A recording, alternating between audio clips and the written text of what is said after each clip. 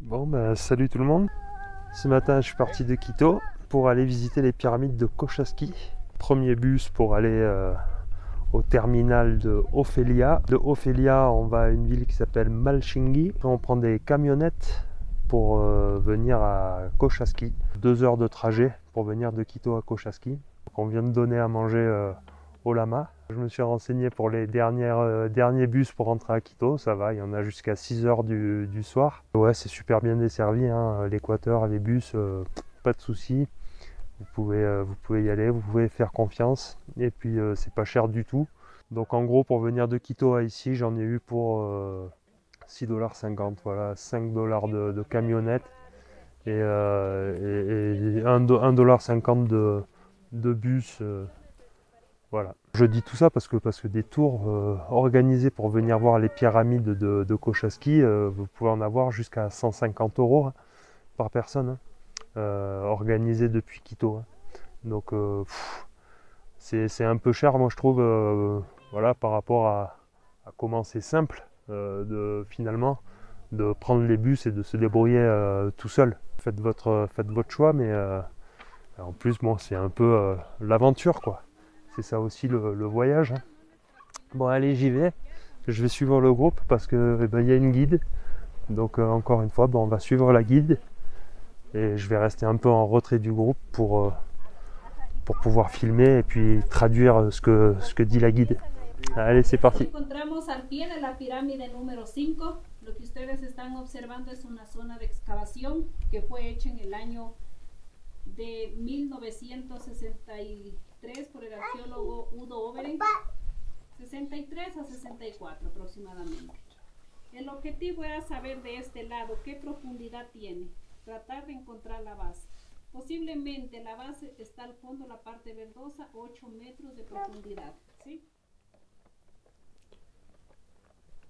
Donc Cochasqui, en fait, ce sont des pyramides tronquées. Donc il n'y a pas de pyramide pointue. Et il y a 15 pyramides et 22 tumulus, d'après ce que j'ai lu sur internet avant de venir. Et alors tout ça, ce qui me semble être la rampe d'accès, et ce monticule ici, c'est une pyramide. Donc là, on va pas voir des pyramides comme en Égypte, hein, bien sûr, ou comme au Mexique ou ailleurs. Ce sont des pyramides, elles sont toutes recouvertes ici d'herbe. Hein. Donc la vue aérienne est sympa parce que on peut y voir on peut repérer bien les formes de ces tumulus et de ces pyramides. Mais du sol, c'est ce qui me semblait, en fait, ça va être difficile de se rendre compte vraiment de ce que c'est, quoi, de la forme des pyramides et de tout ça. Enfin, on va voir, on n'en est qu'au début de la visite, donc on va attendre et on va voir ce qu'on va voir. Donc ici, là, c'est la pyramide numéro 3. Donc c'est le monticule au bout là-bas. Et en fait, tout ça, c'est la rampe d'accès à la pyramide. Donc seulement 9 pyramides sur 15 ont une rampe d'accès. Alors ils savent pas trop expliquer pourquoi, hein, bien sûr. Donc pourquoi 6 pyramides n'ont pas de rampe d'accès et pourquoi 9 en ont? Ils savent pas si c'était pour aider à la construction, ils savent pas si... ils savent pas. Normal, hein, ils y étaient pas. Hein. Donc ils peuvent pas vraiment dire. Ouais, celui-là il en a du poil. Ouais, c'est trop beau. Avec le petit à côté. C'est magnifique, il y en a partout des lamas. Il y en a partout ici. En fait, c'est les tondeuses du site. Ils s'en servent voilà, comme des chèvres. Hein. Il y en a là, il y a les petits bébés et tout. C'est chouette. Puis pour une fois, c'est bien parce qu'il n'y a pas les dames à côté qui demandent des sous pour prendre des photos. Parce que la plupart du temps, quand il y a un lama proche de touristes, et ben, il y a une dame aussi qui est là pour... on n'a pas le droit de les photographier en fait. Sauf si on donne des sous. Donc là c'est bien, ils sont en liberté, liberté totale, ils ont un parc immense. Et ils s'occupent de nettoyer le parc. Hein. On voit l'herbe, elle est tendue de près. Là c'est la pyramide 14. Sur la pyramide 14, la pyramide a l'air quand même beaucoup plus grosse que la rampe.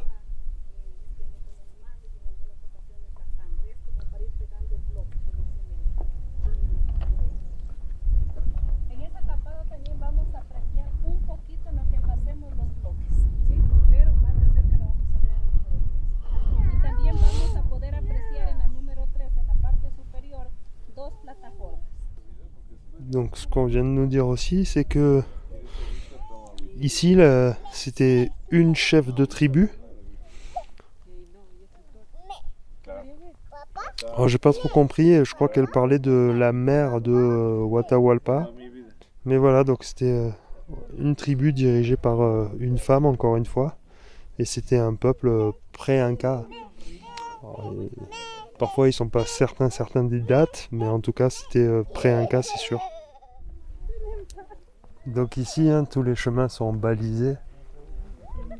Ils nous disent de ne pas trop sortir des chemins.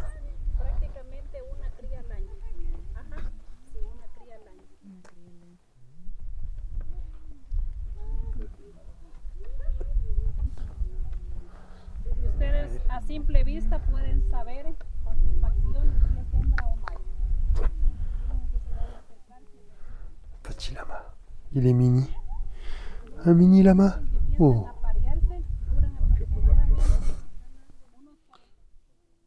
Donc ici on peut voir en fait comment ils ont construit la rampe avec ces blocs, ces pierres en fait. Et il y a une succession de couches terre et pierre en fait, de ce que j'ai compris. Et en fait ici ils ont coupé la pyramide en deux. Les archéologues ou les chercheurs, je sais pas, voilà, pour voir en fait ce qu'il y avait peut-être dans la pyramide ou comment c'était fait. Et ils ont également coupé la rampe en deux pour voir, pareil. Je pense. Je comprends pas tout de ce qu'elle dit la guide parce qu'elle parle très vite finalement. Et comme il y a un groupe assez important, vous voyez. On est quinzaine, vingtaine. Voilà, là elle va commencer à parler. Moi j'y suis pas. Parce que je peux pas être partout. Hein. Donc elle va dire des choses que je vais pas entendre là. Tant pis.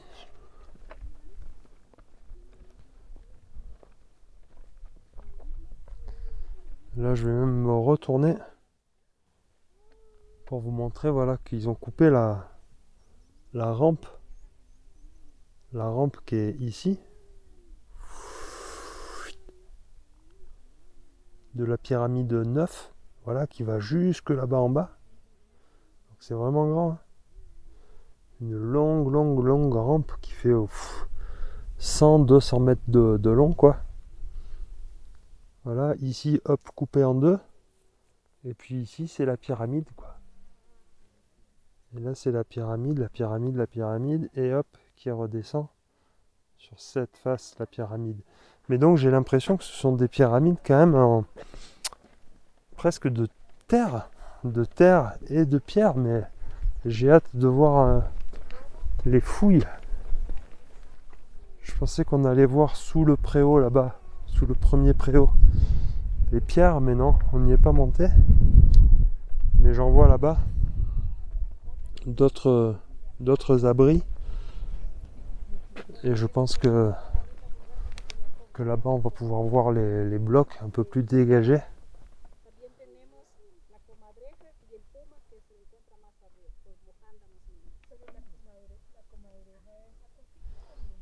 Donc là elle est en train de parler des animaux qu'on trouve ici. Donc là il y a tous les oiseaux. La chouette ou le hibou. Le búho, comment ils appellent ici. Mais que j'ai pu photographier. Elle dit qu'il y en a beaucoup. Et si j'ai bien compris, il y a aussi des pumas dans le coin.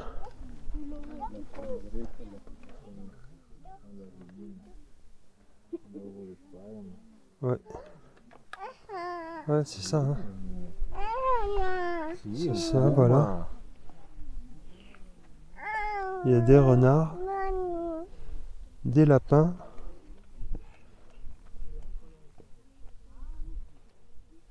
Et le puma, quoi. Et la fouine. C'est quoi? C'est une fouine, ça, hein? Ouais. Choukouri. La fouine. Voilà, on continue.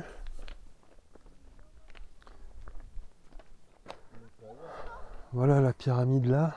Alors toutes les rampes sont dans le même axe. Et elles pointent dans la direction de Quito. Je pense que elles pointent vers l'ouest, je dirais. Alors là, je refilme la pyramide 9 parce que je suis un peu plus haut et on peut mieux se rendre compte quand même la taille de cette pyramide 9. On voit aussi également là au milieu, vous voyez une fente. Donc c'est vraiment des trous de fouille à mon avis hein, qu'ils ont fait. Ils sont venus ouvrir ce que je viens de montrer juste avant. Ouvrir la pyramide en deux dans les deux axes en fait. Hein. Nord, sud, est, ouest. Et puis aussi on voit là le trou dans la rampe d'accès donc. Voilà, on voit un petit peu mieux donc on se rend un petit peu mieux compte. C'est pas évident hein. Ça fait vraiment, c'est des petites collines hein, pour se rendre compte que c'est des pyramides. Voilà, des trucs comme ça, il y en a partout en fait dans la nature. Hein.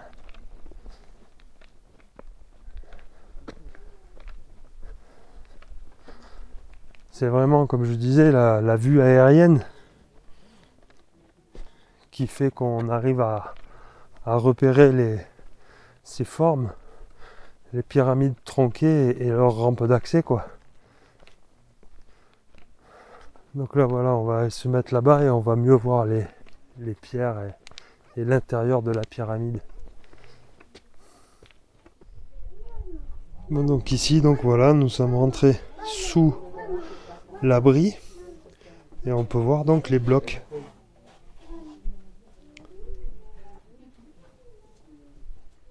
Et ce sont des blocs de approximativement 160 kg. Et ils disent que c'était possible de les soulever à 4 personnes. Donc voilà, on imagine après quand on parle nous de blocs de plusieurs tonnes.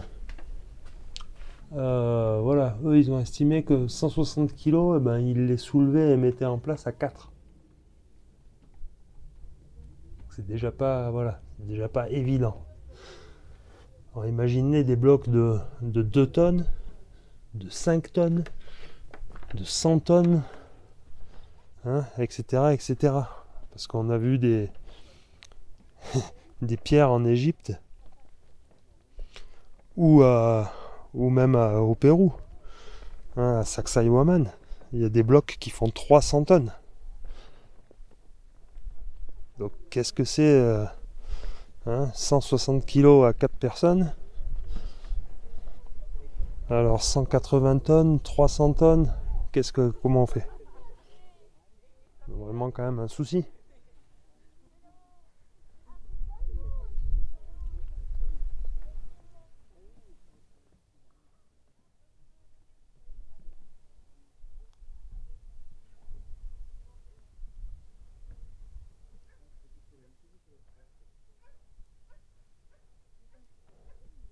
Según la teoría de los alemanes, dicen que esto es habitacional, ¿sí? Cimientos de vivienda tipo bohío, posiblemente utilizaron un orden jerárquico. La segunda teoría de los estudiosos ecuatorianos, Luciano Andrade Marín y Holguín, dice que el arqueólogo ruso José Valentín Yurevich dice que estos son dos calendarios agrícolas.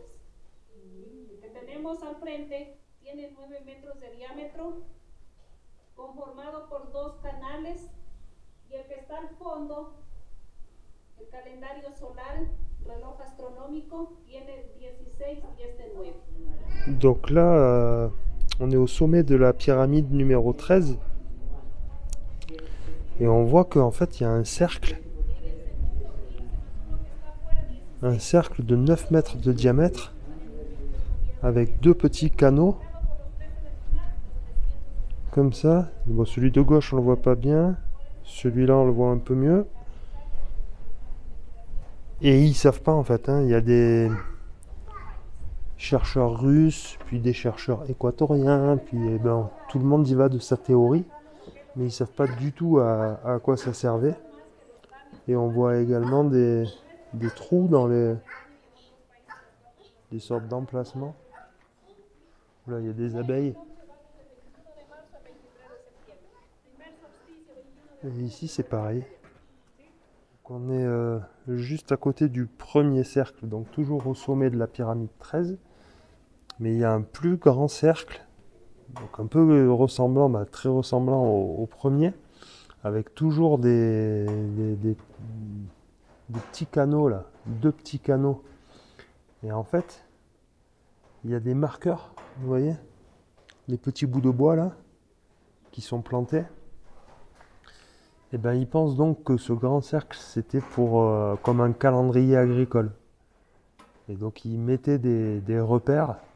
Donc les trous sont faits pour accueillir des bouts de bois, et selon les ombres et les ombres au lever du soleil, au coucher du soleil, etc., ils arrivent à se repérer dans le temps et donc à adapter les cultures et voilà. Donc ça, ce serait un cercle agricole plus, et à côté, le premier cercle qu'on a filmé, il est juste là. Et là, je ne sais pas si elle n'a pas parlé de, comme il faisait ce cercle 9 mètres de diamètre, elle parlait de peut-être pour les naissances et pour, voilà, je ne sais pas, pour les femmes enceintes ou... on a vu aussi ça sur le site de Koyoktor. Mais c'était pas un cercle, c'était par rapport à une spirale qu'ils arrivaient à se repérer dans le temps par rapport à un cycle de 9 mois. Donc on continue. On vient de quitter la pyramide 13. À côté, on voit d'autres pyramides, hein. Il y en a 15, donc il y en a partout.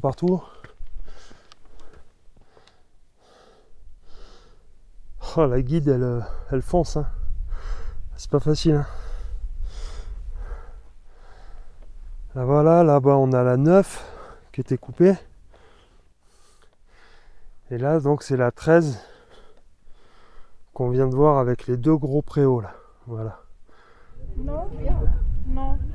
Donc là face à nous on a toujours la pyramide numéro 9. où ils ont trouvé donc qui aurait été bien ouverte hein, quand même. Ils ont bien ouvert pour fouiller. Et ils ont trouvé là les 600 crânes. Donc. Alors tout à l'heure je disais que les rampes d'accès étaient vers l'ouest. Non, non, elles sont vers le sud en fait, les rampes d'accès. Donc voilà. Et chaque pyramide avait une fonction. Donc là on a vu tout à l'heure la pyramide numéro 13 où il y avait peut-être donc une fonction astronomique. Et encore, non, c'est par rapport aux cultures, donc par rapport au lever du soleil et tout ça, par rapport aux cultures et aux naissances. C'était les repères, là, dans le temps donc. La pyramide numéro 9 avec les 600 crânes, et ben, c'était la pyramide où ils faisaient les sacrifices et les rituels, hein, puisque les 600 crânes c'était des sacrifices. Après, on a la pyramide là-bas numéro 5, celle qu'ils appellent du scorpion. Alors ça, c'était pour se repérer avec les astres, parce que, d'après ce que j'ai compris, ça, il y a une représentation comment on dit, de la formation d'étoiles du scorpion. Là. Et après, au milieu aussi, on voit tous les tumulus. Parce qu'il y a 22 tumulus quand même, à côté des pyramides. Donc voilà. Et là, on est entouré de volcans. Elle nous disait tous les noms des volcans, là. C'est impressionnant, quoi. Il y a au moins 7-8 volcans autour de nous. Donc, et le Cotopaxi d'ailleurs qui est en train de fumer en ce moment.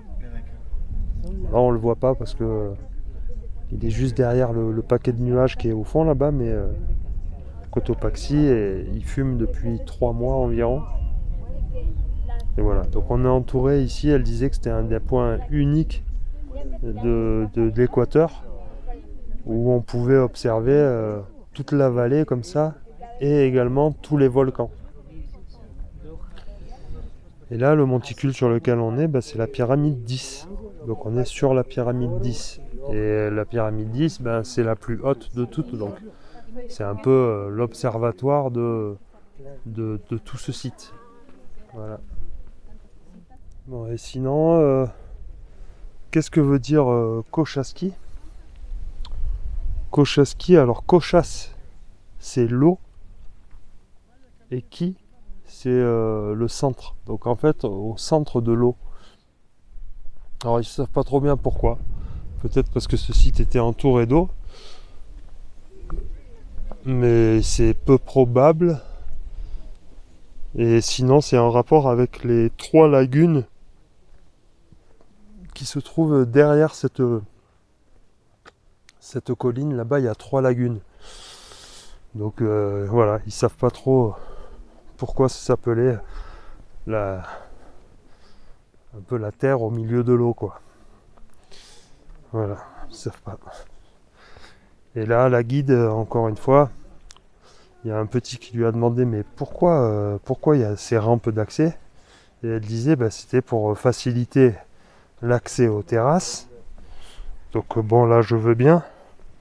Et après elle disait et sinon c'était pour aider aussi à la construction, pour transporter les blocs et pour pouvoir monter les blocs. Mais là on parle encore une fois de blocs de 160 kg.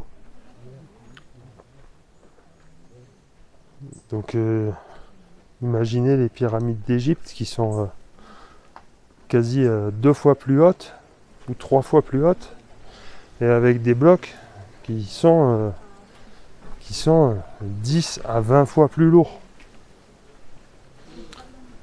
Donc voilà. Et il n'y a pas de trace de cette rampe d'accès, quoi. Donc bon, ça m'étonnerait qu'ici les rampes d'accès aient été faites pour monter des blocs de 160 kg, quoi. Je pense plutôt que ça pourrait être pour faciliter l'accès au public, disons. aux gens du village, parce que c'était des pyramides qui avaient une utilité. D'ailleurs, c'est pour ça qu'elles sont tronquées et qu'au sommet, il y avait des places plates et donc accessibles par le peuple. Mais alors que les pyramides d'Égypte, elles n'étaient pas faites pour ça. Voilà, c'est des pyramides pointues et il n'y a pas du tout la place de faire des rituels au sommet des pyramides. Donc bon, c'est bien différent, hein, on a bien compris. Les pyramides au Mexique, elles sont de Teotihuacan en particulier. Il y a quelques espaces plats sur les pyramides. Je me rappelle au sommet, on était une centaine de personnes à pouvoir se mettre sur le sommet de la pyramide. Et encore, c'était pas la plus grande des pyramides. Au sommet de la plus grande, on n'a pas pu y monter, mais au niveau intermédiaire, c'est pareil. Il y avait de la place pour accès. Il y avait des escaliers aussi. Donc, sur les pyramides du Mexique, il y a des escaliers, donc accessibles par la population, peut-être par une partie de la population pour faire des cérémonies. Voilà. Pas comme en Égypte, donc. En Égypte, on n'y faisait rien sur ces pyramides. Puisque c'est impossible d'y monter. Hein. Les marches sont énormes. Et puis il n'y a aucune place plate, quoi. Voilà. Allez, je vais arrêter là parce que je commence à me répéter. Mais voilà, je vous fais profiter aussi du chemin.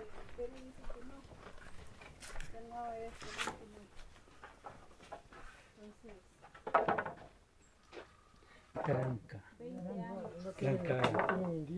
típica del campo. Donc là on est devant une réplique de maison. Comme on a pu voir hier à la Mitad del Mundo, où ils avaient reconstitué des maisons typiques des différentes parties de l'Équateur, qu'on pouvait trouver en Équateur. Les maisons de la selva, les maisons de la plage, ou voilà, soit des maisons en terre, soit des maisons en bambou. Ici donc ce sont des maisons en mur de terre, assez épais, 20-30 cm, fait avec voilà la technique des bouts de bois et après rempli avec de la terre. Donc en fait, comme on voit ici sur ce petit dessin.